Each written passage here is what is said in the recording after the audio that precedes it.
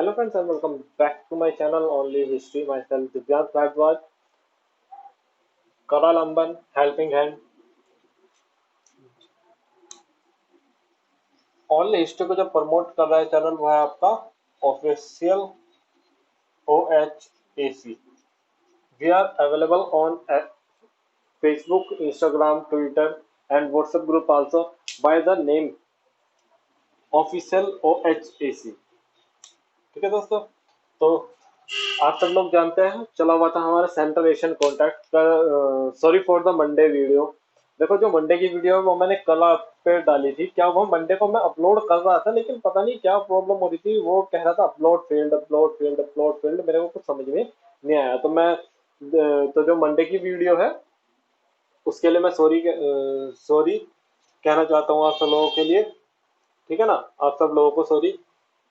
ठीक है, तो आज हम बात करते हैं सेंट्रल एशियन कॉन्टैक्ट के आगे की बात और फिर हम करेंगे संगम एज की जो इसका जो मतलब बेसिक है. ज्यादा देर की वीडियो नहीं होगी.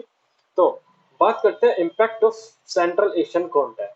देखो कल की जो क्लास ले वो कल की क्लास की बात करें यानी कि जो कल की क्लास में मैंने कहा तो पढ़ा था. कल की क्लास में हम पूरा कर चुके थे आपका कौन सा कनिष्क के बारे में पढ़ा था यानी कि आपका कुषाणों के बारे में हम कंप्लीट कर चुके थे. आज हम पढ़ेंगे इम्पैक्ट क्या हुआ यानी कि हमारे बिहेवियर्स में या हमारी जो कंट्री में थे वो क्या क्या चेंज आए. कंट्री में कह लो, समाज में कह लो कि क्या क्या चेंज हमारे पास आए. देखो जो सबसे बड़ा चेंज आया ये क्या लेके आए अपने साथ.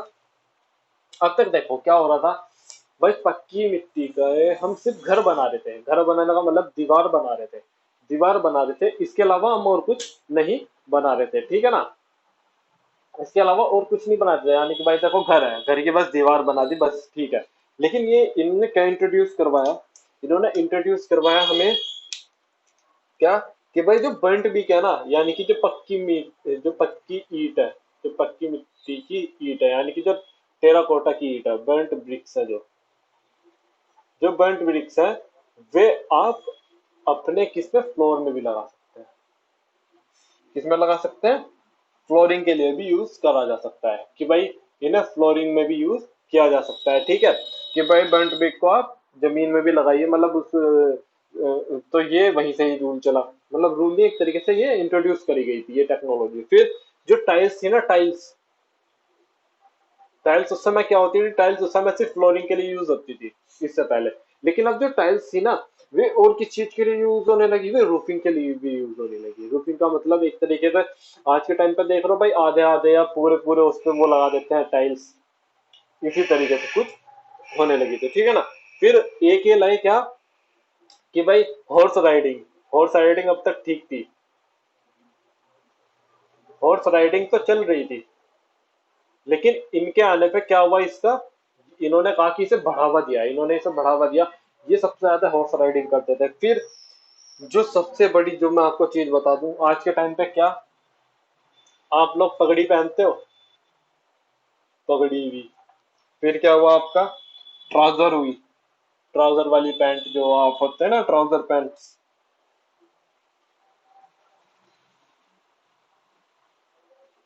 Trousers pant, long coat, long coat, helmet और बूट्स. ये सब किसकी लाई हुई है, ये आपकी इंडो ग्रीक के टाइम पे आई हुई थी. ठीक है ना, या कि इसी टाइम पे चली थी. किसका इम्पैक्ट, सेंट्रल एशियन कॉन्टैक्ट के. यानी कि जो सेंट्रल एशिया पे उस समय जो हमले हो रहे थे इस टाइम पे, ये सब बाहर की लाई हुई चीज है. ये हमारी इंडिया की नहीं थी. पगड़ी हमारी नहीं थी, ट्राउजर पैंट हमारी नहीं थी, लॉन्ग कोट हमारा नहीं था, हेलमेट हमारा नहीं था, बूट्स हमारे नहीं थे. अब देखो किस टाइम की बात कर रहे हैं हम, 45 AD के अप्रोक्स की, 45 AD के अप्रोक्स की बात कर रहे हैं. देख रहे हो, यानी कि आज से करीबन 2000 साल पहले, आज से करीबन 2000 साल पहले की बात कर रहे हैं. उस समय क्या आपका पगड़ी आ गई. ठीक, ट्राउजर जो पैंट होती है ना, जो ट्राउजर पैंट्स होती है वे आ गई. ठीक है ना, लॉन्ग कोट जो आपके, आपने देखा होगा लॉन्ग कोट पहन के चलते हैं वो आ गए, पिक्चरों में देखा होगा. ठीक है ना. फिर हेलमेट, देखो यहाँ पे हेलमेट मोटर बाइक वाले हेलमेट नहीं थे, यहाँ पे हेलमेट से मतलब है जिस समय युद्ध लड़ा जाता था तो वो हेलमेट नहीं होता था जो पूरे मुंह को रखता था, वो वाला हेलमेट, ठीक है। बूट्स, आप समझ रहे हो किस समय ये चीजें आ चुकी थी और कौन लाया था। डेली की चीजें हैं, पूछ भी लिया जाता है, ज्यादा का जो क्वेश्चन आता है वो पगड़ी से आता है, ठीक है ना, कि भाई पगड़ी किसकी देन है, ठीक है। चलो, उसके बाद देखो ग्रीक के एक एम्बेसडर थे, ग्रीक एम्बेसडर जो हेरोडोटस थे, इन्होंने पिलर लेख लिखवाया था, स्थापित किया इसे वासुदेव की इजाजत के साथ, कहाँ पे, विदिशा में। विदिशा में क्या मिलेगा आपको, विदिशा में एक,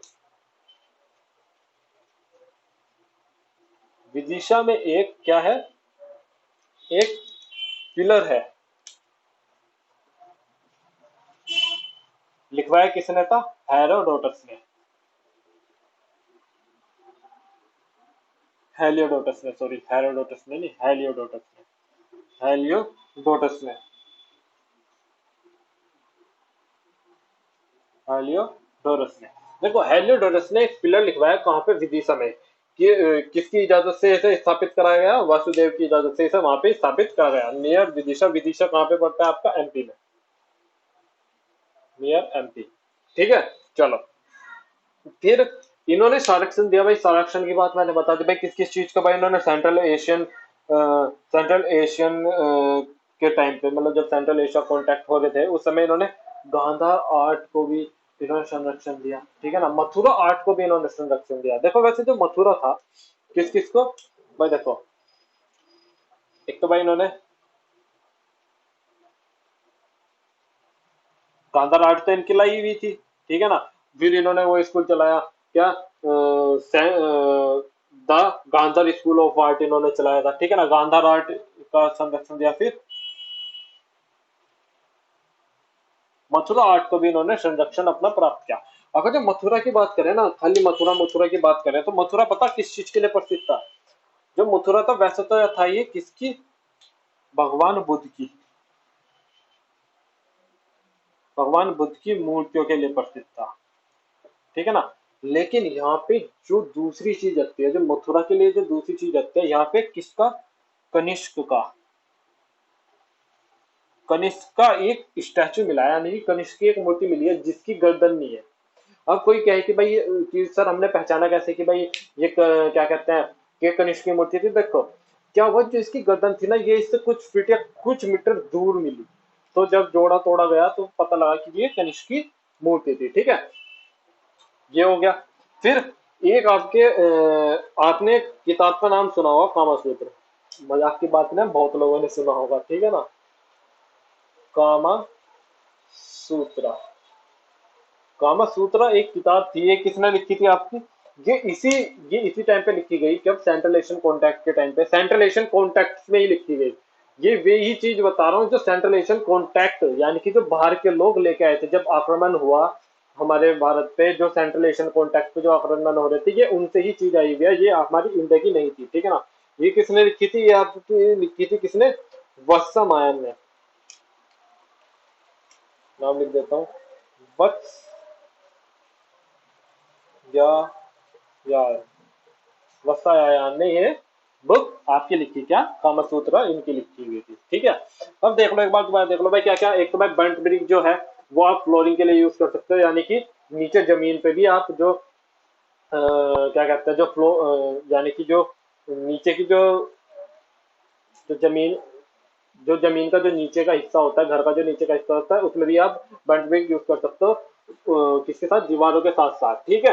फिर जो टाइल्स थी वो फ्लोरिंग पे भी यूज कर सकते हैं भाई, जो सजावट के लिए अब आप दीवारों पे भी लगा सकते हैं, ठीक है ना। हॉर्स राइडिंग के लिए उन्होंने बढ़ावा दिया। फिर जो आपकी पगड़ी हुई, ट्राउजर पैंट्स हुई, लॉन्ग कोट हुआ, हेलमेट हुआ, बूट्स हुए, ये इनके ही लाए हुए हैं, कहाँ पे, जब ज्यादातर जो ये सामान है ये इंडो ग्रीक के लाए हुए हैं, ज्यादातर इंडो ग्रीक के लाए हुए हैं, ठीक है ना। चलो, फिर एक इंपॉर्टेंट भाई है, जो हेलोडोरस था इसने पिलर लगवाया था कहाँ, विदिशा में, एमपी में, ठीक है ना। चलो, अभी के लिए ये हो गया खत्म आपका impact of central Asian contact, यानी कि जो हमारा सेंट्रल एशियन कॉन्टैक्ट है वो हमने खत्म कर दिया, ठीक है। अब हम बात कर लेते हैं थोड़ा संगम एज की, संगम डायनेस्टी की। देखो अगर संगम की बात करें कि भाई संगम था क्या, ठीक है ना, संगम की बात करें कि भाई संगम था क्या, तो संगम तो मतलब आप समझ ही रहे होंगे कि भाई एक तरीके से मेल, ठीक है ना। अब यहाँ पे मतलब मेल का मतलब कि भाई, यहाँ पे मेल का इसका संगम का मतलब है, संगम एज का मतलब कि भाई यहाँ पे ना कुछ डायनेस्टी रही, कुछ डायनेस्टी थी, और ये डायनेस्टी क्या है, ये आपस में मिलजुल के रहती थी, ये आपस में मीटिंग करती थी, एक असेंबली बना ली इन्होंने कि भाई जब भी बुलाया जाएगा आप यहाँ पे आओगे ऐसे में, ठीक है ना। ठीक है, बेसिक करा रहा हूँ मैं संगम एज का। संगम एज, ठीक है। क्या भाई कि भाई एक तरीके से असेंबली बना ली, और भाई आप सबको यहाँ आके यहाँ आके एक तरीके से मीटिंग करनी होती थी। अब तो बात करें कि भाई ये असेंबली किसकी होती थी, ठीक है ना। ये असेंबली किसकी होती थी संगम एज में, संगम एज का, संगम एज की जो ये असेंबली होती थी, संगम एज की जो असेंबली होती थी, संगम का मतलब है यहाँ पे असेंबली, और ये किसकी होती थी, ये होती थी आपकी तमिल पोएट्स की। तमिल पोएट्स सारे के सारे यहाँ के मिलते हैं, तमिल पोएट्स के मतलब समझ गए, तमिल की साइड पहुंच जाओ, साउथ की साइड पहुंच जाओ, ठीक है ना, ये वहां पे चल रहा था, ठीक है। उस समय क्या, और ये भी वे वाले होते थे जो एक तरीके से रॉयल प्रेस्टीज के होते थे, यानी कि जिन्हें रॉयल दर्जा होता था वे, ठीक है ना। बात करें कि भाई ये किस समय चल रही थी, तो ये चल रही थी आपकी पोस्ट मयूरन,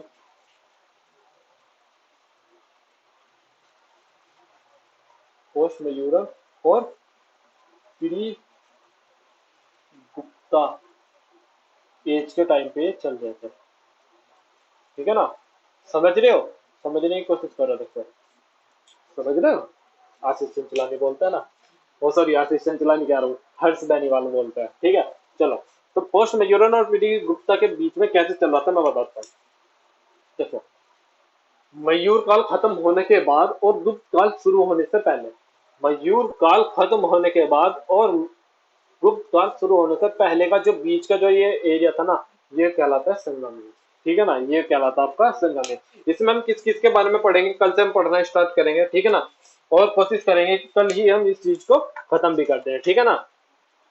कल ही हम इस चीज को खत्म करने की भी कोशिश करेंगे। इसमें हम जो पढ़ेंगे, हम सब पढ़ेंगे आपके पांड्यंस,